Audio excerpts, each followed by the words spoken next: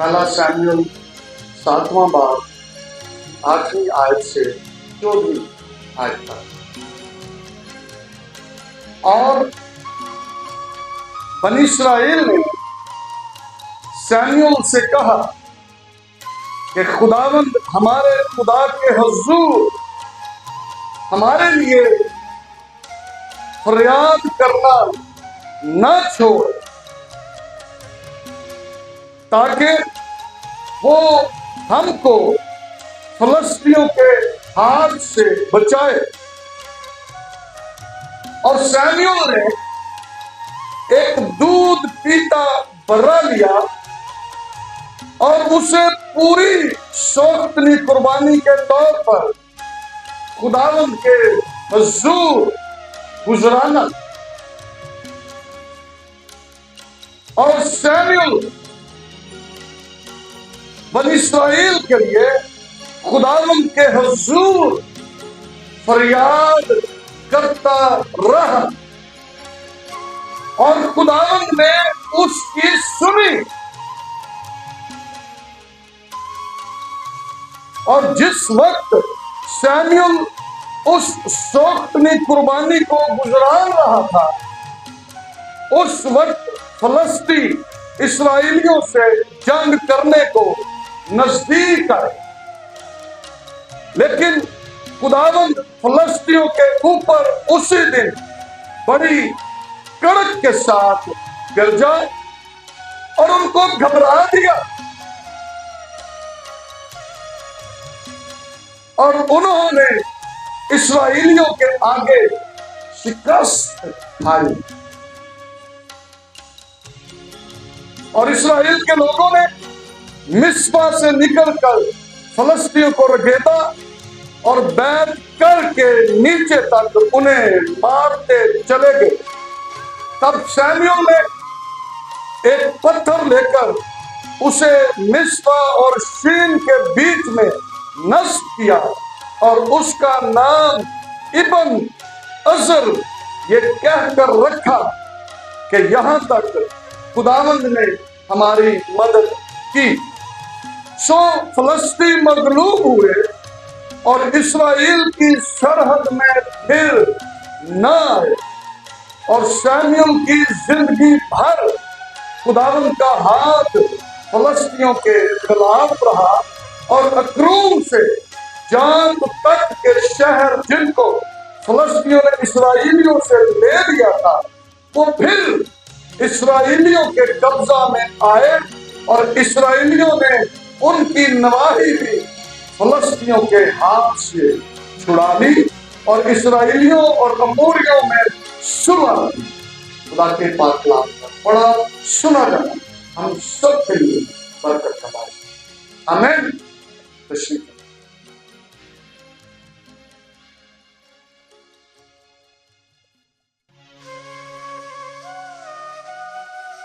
पिछले बार हमने ज़बूर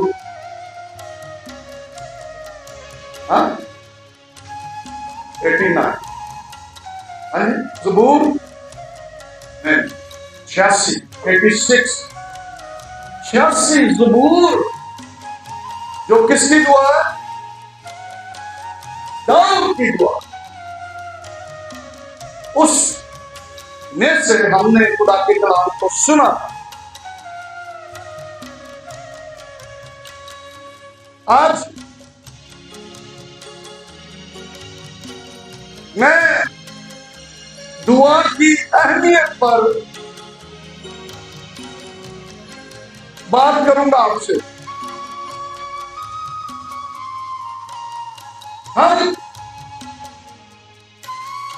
दुआ की अहमियत को समझते हैं, लेकिन हम दुआ करते नहीं है। सारे ने पूछो कि दुआ बहुत कुछ है, बहुत कुछ है। ओनू जान के कहना कि मेरे लिए दुआ करो, ओनू दुआ करो, ओने कहना मेरे लिए दुआ करो, तो हो जान के अपनी दुआ याद रखे। पर आप बसी दुआ शायद दुआ करना बड़ा मुश्किल काम है, आसान काम नहीं है। घंटों घंटे हम बैठे रहेंगे, गप्पे मारते रहेंगे, इधर उधर की बातें करते रहेंगे, लेकिन जब दुआ की बारी आएगी बस निकल को जा। दुआ की अहमियत का हमें अंदाजा है, लेकिन हम दुआ करते नहीं है। जुमेरात को हम दुआया मीटिंग करते हैं। मैंने पहले भी एक तरफ बताया था, कितने लोग होंगे? 4 लोग। इस बारी मैं नहीं साथ पता नहीं कितने ऐसे मैं आप ही नहीं साथ। तो ये 4 लोग होते हैं दुआ करने। दुआ के वसीला से खुदा बड़े बड़े काम करता है। दुआ के वसीला से कैदी रहाई पाते हैं, दुआ के वसीला से बंधन टूटते हैं, दुआ के वसीला से बीमार शिफा पाते हैं, दुआ के वसीला से खुदा गुनहगारों को तौफीक बख्शता है कि वो निजात पाए। दुआ के वसीला से बंद दरवाजे खुलते हैं, दुआ के वसीला से आसमान खुल भी जाता है और आसमान बंद भी हो जाता है। ये सब सारे को पता, लेकिन करना ना बंद करना ना खोलना।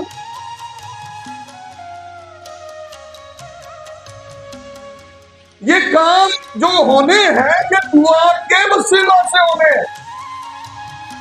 अगर कोई दुआ करेगा तो ये सब कुछ होगा, अगर कोई दुआ नहीं करेगा तो कुछ नहीं होगा।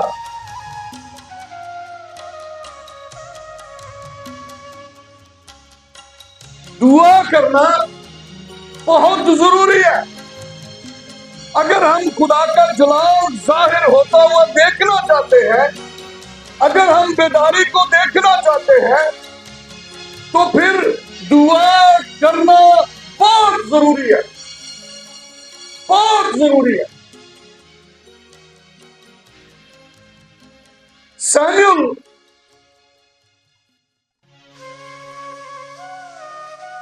ने फरियाद की खुदा के हुजूर,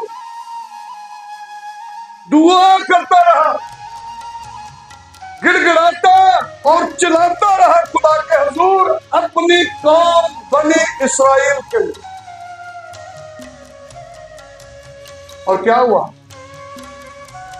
उसकी दुआ सुनी गई, उसकी दुआ सुनी गई। मुकद्दस सैमुअल बाइबल उसकी खास निशानदेही करती है। मुकद्दस सैमुअल जो है वो एक काहिन और इस्राएल का पहला नबी और इस्राएल का आखिरी काजी था, जज था, इंसाफ करने वाला। सैमुअल का मतलब है खुदा ने सुना, खुदा ने सुन लिया। और सैमुअल इंसाफ पसंद, रास्तबाज, खुदा की राह पर चलने वाला और बेदाग और साफ सुथरा आदमी था।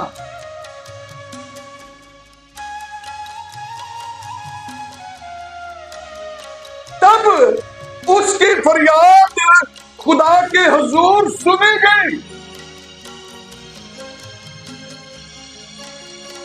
एक हवाला जल्दी से सैमुअल के मुतालिक हम पढ़ेंगे। पहला सैमुअल 12वां बाब और उसकी पहली 5 आयत से मैं सैमुअल के मुतालिक आपको बताने लगा हूं कि सैमुअल कैसा शख्स था।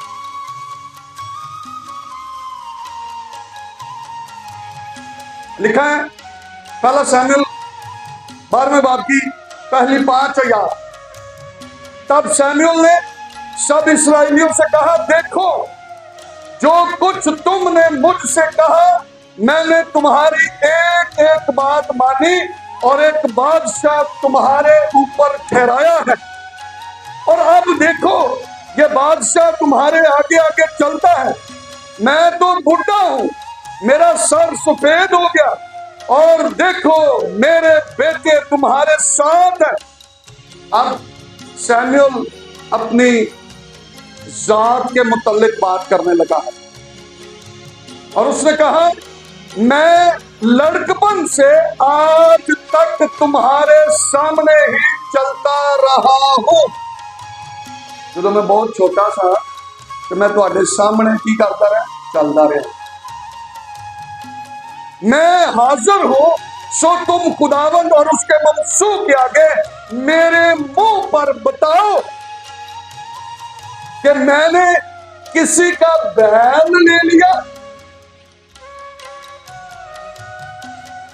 या किसका गधा लिया, मैंने किसका हक मारा या किस पर जुल्म किया, या किसके हाथ से मैंने रिश्वत ली ताकि अंधा बन जाऊं, बताओ, और ये मैं तुमको वापस कर दूंगा।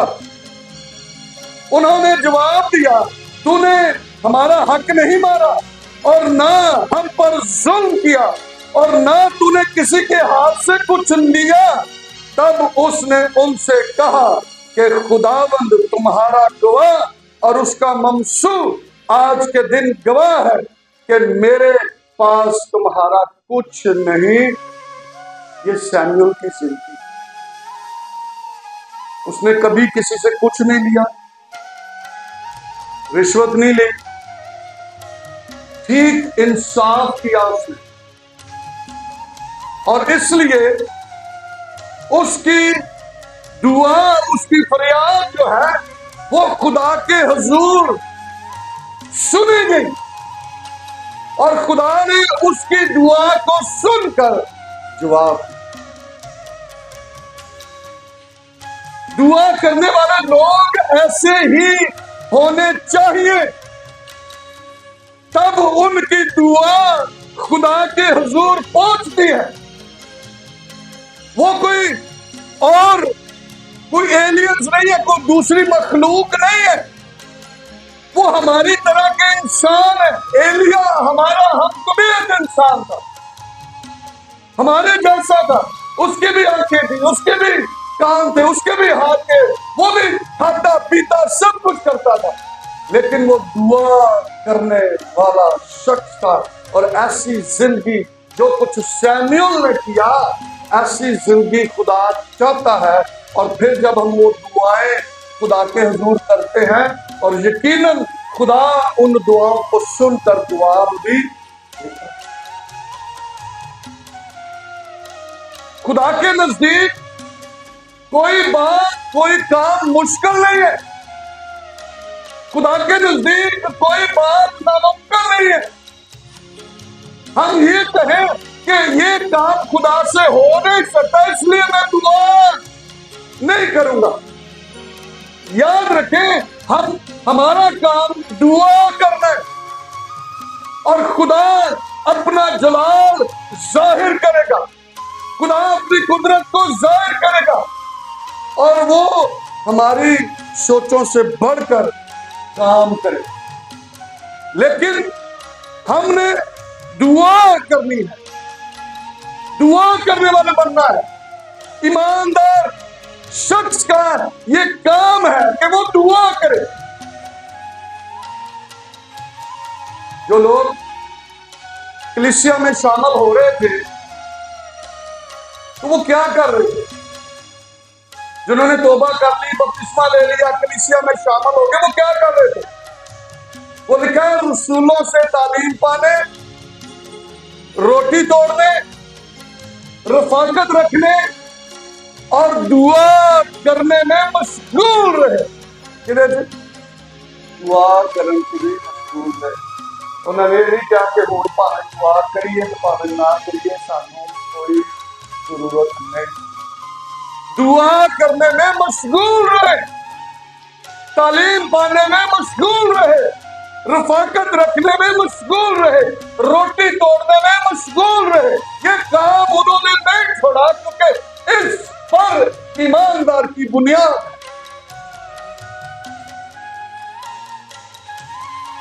ये बहुत जरूरी है। और जब जब हम दुआएं करते हैं, ईमानदार दुआ करता है, खुदा उस दुआ के वसीला से अपनी कुदरत को जाहिर करता है। ज़बूर 34 और उसकी 6 आयत को जब जल्दी से पढ़ लेते हैं।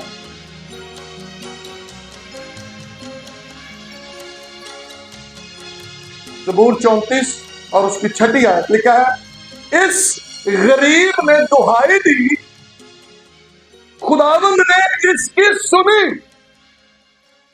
उन्हें क्या किया? दुहाई दी थी और खुदा ने उसकी सुनी और इसे इसके सब दुखों से बचा। उसने दुहाई दी और खुदा ने उसकी दुहाई को, दुआ को, फरियाद को सुन लिया और उसे उसके सब दुखों से क्या किया? बचा। तो दुआ हमें दुखों से बचाती है। दुआ खुदा के साथ हमारे रिश्ते को मजबूत करती है। दुआ हमारे ईमान को बढ़ाती है और दुआ के वसीला से हम बड़े बड़े काम होते हुए देखते हैं। खुदा हमारी दुआओं, इल्तिजाओं, मुनाजातों को सुनता और जवाब देता है। लेकिन ये दुआएं ईमानदारों की दुआएं हैं। ये दुआएं खुदा के लोगों की दुआएं हैं। ये दुआएं रास्तबाजों की दुआएं हैं, जिनके वसीला से खुदा अपनी कुदरत को जाहिर करता है। गुनाहगार की दुआ को खुदा नहीं सुनता। इसलिए मैंने सैमुअल के बारे में आपको पढ़कर सुनाया कि सैमुअल की जिंदगी कैसी थी और उसने कहा, अगर मैंने किसी के साथ कुछ ऐसा किया है तो मुझे बताओ, मैं तुम्हें क्या करूंगा? वापस करूंगा। और लोगों ने कहा कि असा तेनों नहीं वेख्या कि तू किसी का मार लिया, किसी का ना हक लिया, असी नहीं वेख्या।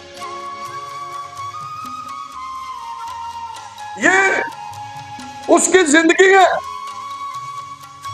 जब जब खुदा के लोग खुदा की हुजूरी में दुआ करते हैं, खुदा की हुजूरी में फरियाद करते हैं, रोते और चिल्लाते हैं, तो खुदा अपना जलाल जाहिर करता है। ऐसा नहीं है कि खुदा सुनता है।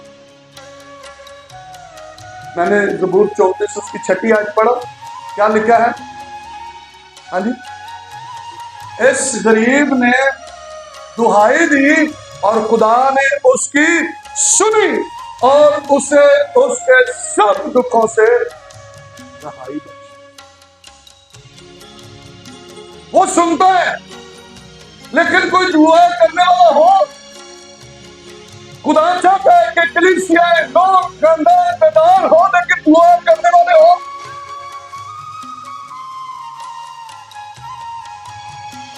खरूज दूसरा बाब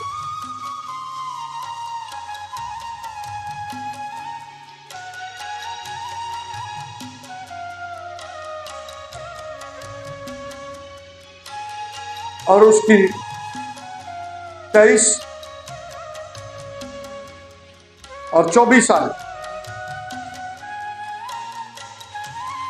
लिखा है, और एक मुद्दत के बाद यूं हुआ कि मिस्र का बादशाह मर गया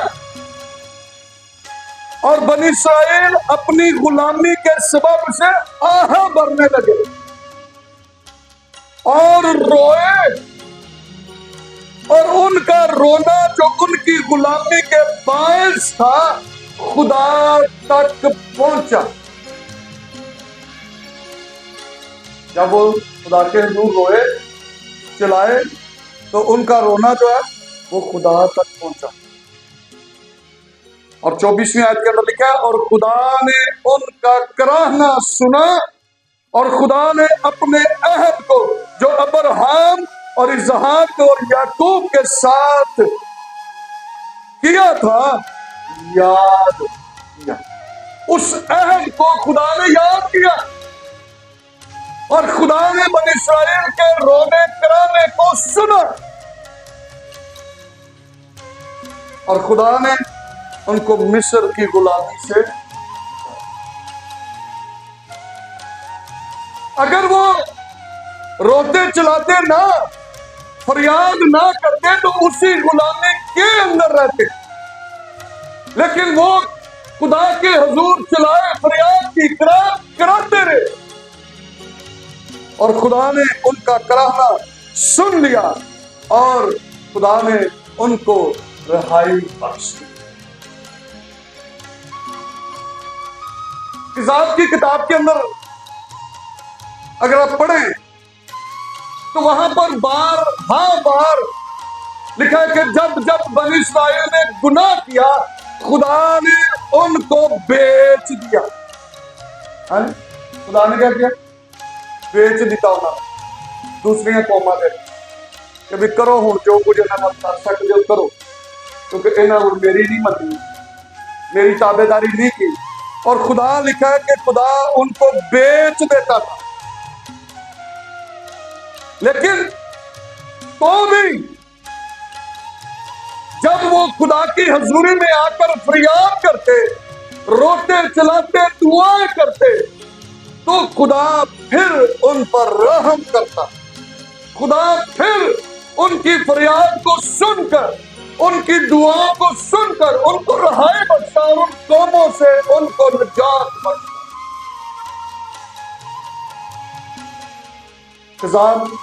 तीसरे बात के अंदर और उसकी नामी आयत को अगर आप पढ़े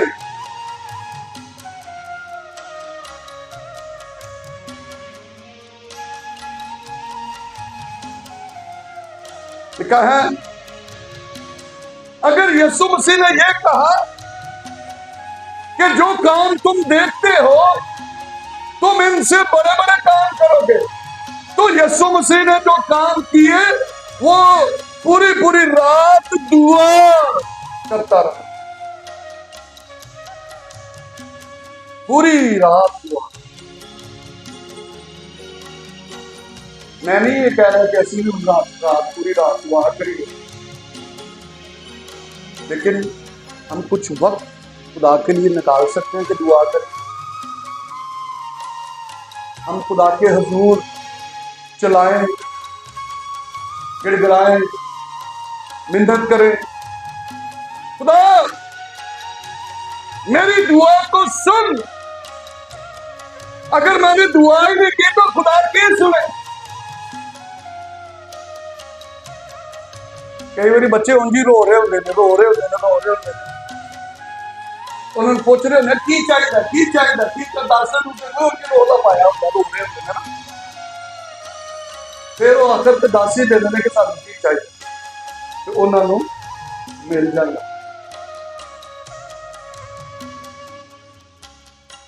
कल छोटी पोती उसको उठाकर ऊपर ले आया तो वो चाह रही थी कि मैं खुद सीढ़ी पर चढ़ कर जाऊं, तो ऊपर लाया वो रो रही ऊंची शोर पा रही है। मैं कहा यार वापस इन लाया, इन दोबारा सीढ़ी से मैं छड़िया, वो सीढ़ी तो चढ़ के उत्ते आई।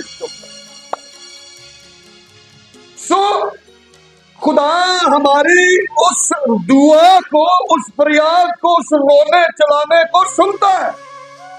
अगर हम इंसान होते हुए अपने बच्चों को रोता हुआ नहीं देख सकते, उनकी हम जरूरतों को जानते और पूरा करते, उसी तरह खुदा हमारे रोने चलाने को सुनेगा और हमें जवाब देगा। खुदा ने ये भी कहा है कि रहम जो काफी है। जब जब हम खुदा की हजूरी में आएंगे, हम दुआ करेंगे, हम फरियाद करेंगे, खुदा उसी वक्त उन सारी दुआओं को सुनेगा जो दुआएं हम खुदा के हुजूर।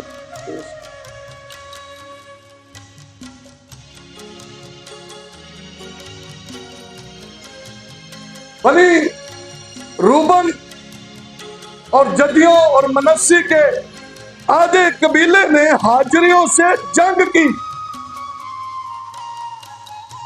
लेकिन इससे पहले कि वो जंग करते उन्होंने खुदा के हुजूर फरियाद की और खुदा ने उनकी फरियाद को सुनकर उस जंग में उनको फतह बख्शी।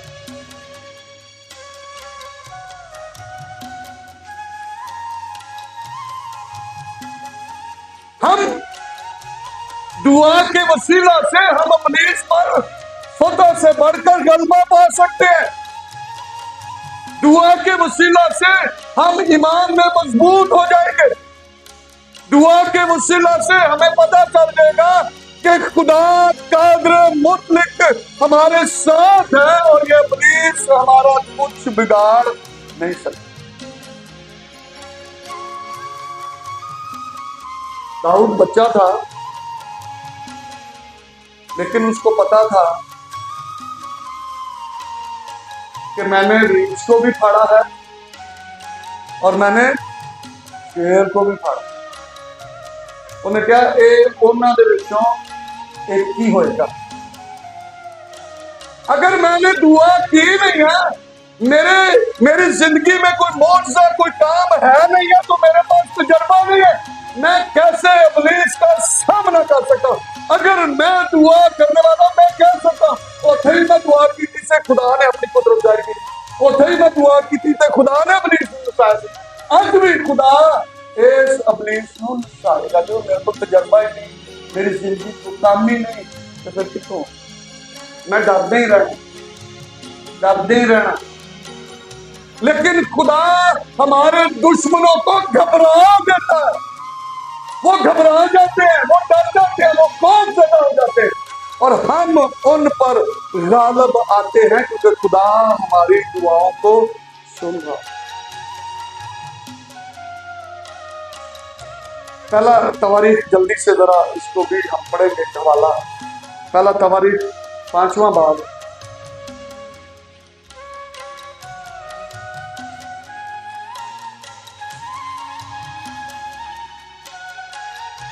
उसकी 19वीं और 20वीं आयत।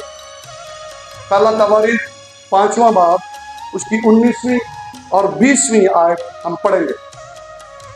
लिखा है, अगर आप ना घर जाके इसको पढ़ सकते हैं क्या क्या हुआ। ये हाजरियों और यतूर और नफीस और नोदब से लड़े और उनसे मुकाबला करने के लिए मदद पाई और हाजरी और सब जो उनके साथ थे उनके हवाले किए गए। सारी कौमां की हो गया उन्होंने हवाले कर दी। अगर 18वीं आयत को पढ़े तो वहां पर लिखा, और बनी रूबन और जदियों और मनस्सी के आधे कबीले में सूरमा यानी ऐसे लोग जो सिपर और तैग उठाने के काबिल और तीर अंदाज और जंग आजमुदा थे, उन्होंने खुदा के हुजूर फरियाद की है। बनी रूबन ने, जदियों ने, मनस्सी के आधे कबीलों ने, और लिखा है कि और उनसे मुकाबला करने के लिए मदद पाई और हाजरी और सब जो उनके साथ थे उनके हवाले किए गए क्योंकि उन्होंने लड़ाई में खुदा से दुआ की। लड़ाई की वो कहने भी हथियार तेज करो, कोई नवे मिसाइल बनाओ, कोई टैंक बनाओ, कोई गन्ना तैयार करो, है ना। लेकिन उन्होंने क्या किया? उन्होंने क्या की? दुआ, खुदा के हुजूर दुआ, और उनकी दुआ कबूल हुई इसलिए कि उन्होंने उस पर भरोसा रखा। हमें जो खुदा पर भरोसा रखते हैं वो दुआ करते हैं, और जो दुआ करते हैं खुदा उनके दुश्मनों को शिकस्त देता है, मगलूब करता है, उनके हवाले कर देता है, और खुदा अपना जलाल उनकी जिंदगियों के अंदर जाहिर। ये दुआ के वसीला से मैंने 3 कामों का जिक्र आपको बताया कि दुआ के वसीला से खुदा कैसे काम करता है। फिर हम वापस अपने मतन की तरफ चलते हैं जो हमने पढ़ा था, पहला शमूएल 7वां बाब और उसकी 8वीं आयत से 14वीं आयत तक जो हमने पढ़ा था, वापस उसी में हम वापस आएंगे। यहां पर 9वीं आयत के अंदर लिखा है,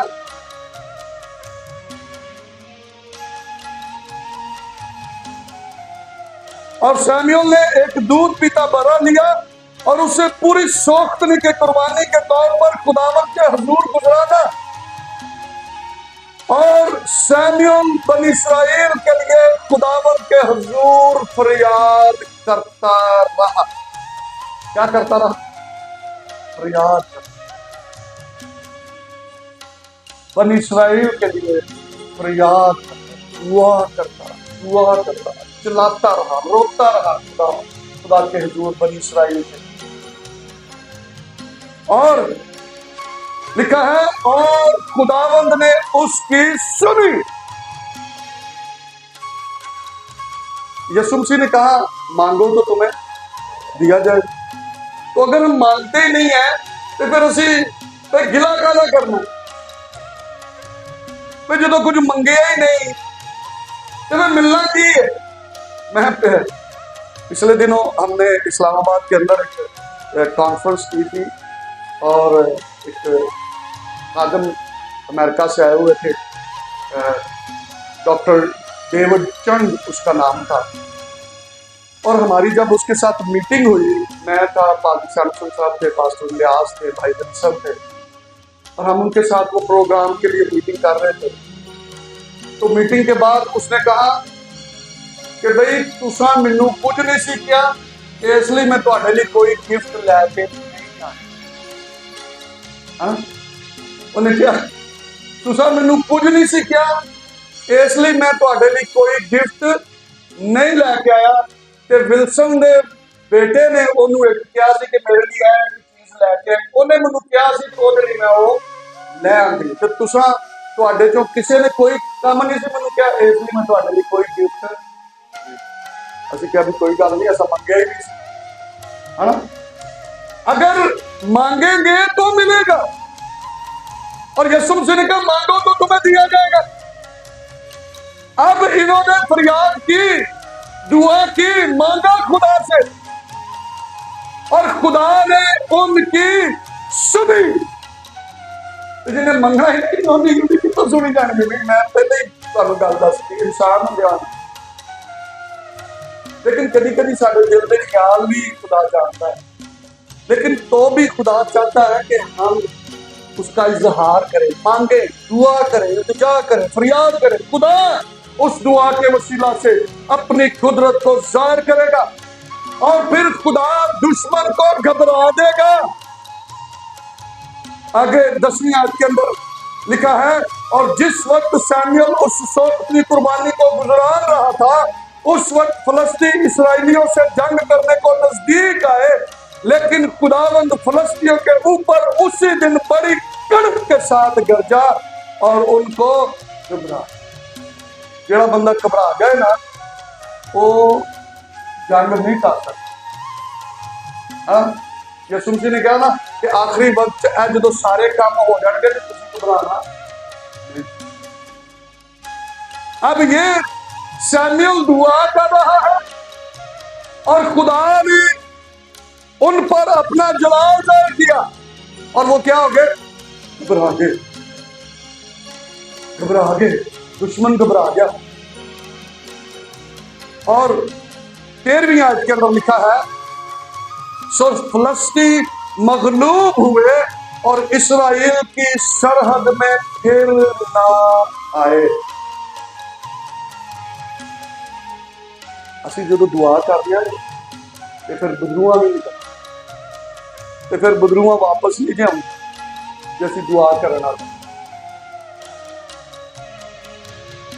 और लिखा है कि सो फलस्ती मगलूब हुए और इस्राएल की सरहद में फिर न आए।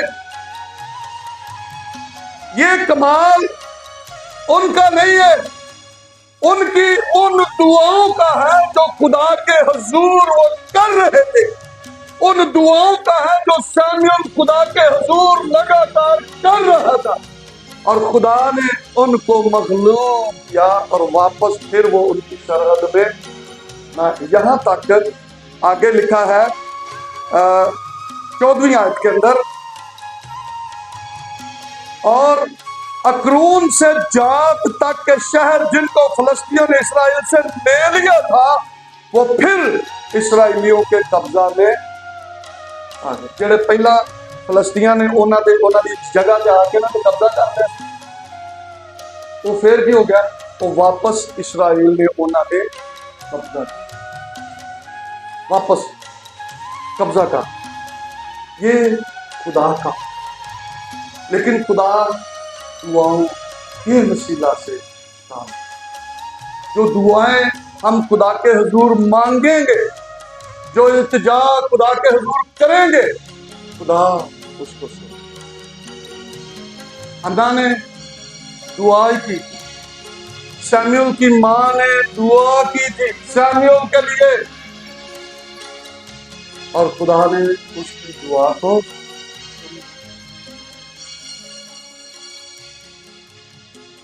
खुदा बदला नहीं है,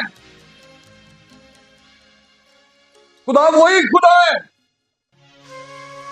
वो हम सब की दुआओं को सुनने वाला है। लेकिन अगर हम दुआएं करेंगे तो, अगर हम उस पर एतमाद रखकर दुआ करेंगे, वो सुनेगा और जवाब देगा, और हमारे लिए बड़े बड़े काम करें, खानदान बरकत पाए, शख्सी जिंदगियां बरकत पाएंगी, कलीसिया बरकत पाएगी, मुल्क बरकत पाएगा। और अब ये काम इसलिए नहीं हो रहा कि हम दुआ नहीं करते, ईमानदार दुआ नहीं करते, इसलिए दुआ करने वाले कई लोगों ने पूछते हैं कि दुआ घुटने टेक के करिए, खलो के करिए, लम्बे पै के करिए, किस तरह करिए, बह के करिए, कई गोडियां दे विच सिर दे के दुआ करते। तुसी दुआ करो, भावें गोडियां च सिर दे, भावें घुटने टेको, भावें खड़े होकर दुआ करो, भावें लेट के दुआ करो। मैं तो इन सारी हालतों पर बेशक बाइबल के अंदर ऐसी दुआओं का जिक्र है जिन्होंने लेट कर दुआ की, खड़े होकर घुटनों में सर देकर दुआ की, लेकिन मकसद ये है कि हम दुआ करें। बाइबल ये नहीं कहती कि तुम ऐसे दुआ करोगे तो फिर मैं दुआ सुनागा। अगर हम खुदा पर भरोसा रखने वाले हैं और हम दुआ करेंगे, हम खड़े होकर करेंगे, हम घुटने देकर करेंगे, हम लेट कर करेंगे, खुदा उन दुआओं को सुनेगा और जवाब देगा। मैं रात को बिली ग्राम का एक छोटा सा क्लिप था, वो मैं सुन रहा था, और उसने कहा कि मेरी बेटी को जोड़ों के दर्द, तो लोग मुझे पूछते हैं कि किस तरह दुआ करी, तो वो कह रहा था कि मैंने कहा किसी तरह भी आप दुआ कर सकते हैं। तो अपनी बेटी के मुताबिक कहता है कि मेरी बेटी रोज सुबह 2 घंटे घुटनों के बल होकर दुआ करती, हालांकि उनकी सी जोड़ा दे दर्द से, तो भी वो कहता है कि मेरी बेटी 2 घंटे रोज सुबह। मैं भी नहीं कह रहा कि 2 घंटे दुआ, जितना वक्त हम खुदा को दे सकते हैं हम खुदा की हजूरी में दुआ करें। बेशक घुटने टेक ले, बेशक बैठ जाए, खड़े होकर दुआ करें, लेट कर, ऊंधे मुंह होकर आप दुआ करें, जिस तरह भी आप दुआ करना चाहते हैं, लेकिन दुआ करें, इसलिए दुआ करें कि खुदा आपकी दुआ को सुनेगा और जवाब देगा। ये दुआ, आखिरी एक हवाला पढ़ूंगा फिर हम दुआ करेंगे। ज़बूर 145 जल्दी से बस मैं पढ़ूंगा। कैसे? ज़बूर 145 उसके 18वीं और 19वीं आयत के अंदर लिखा है, खुदावंद उन सब के करीब है जो उससे दुआ करते हैं, यानी उन सब के जो सच्चाई से दुआ करते हैं। किस तरह करते हैं? सच्चाई नालो, भावे करने का, भावे घुटने टेक के तरह, भावे खलो के तरह, जो सच्चाई से दुआ करते हैं, खुदा उन सब की दुआओं को सुनता है। और 19वें आयत में लिखा, जो उससे डरते हैं वो उनकी मुराद पूरी करेगा, वो उनकी फरियाद सुनेगा और उनको बचा लेगा। आमीन।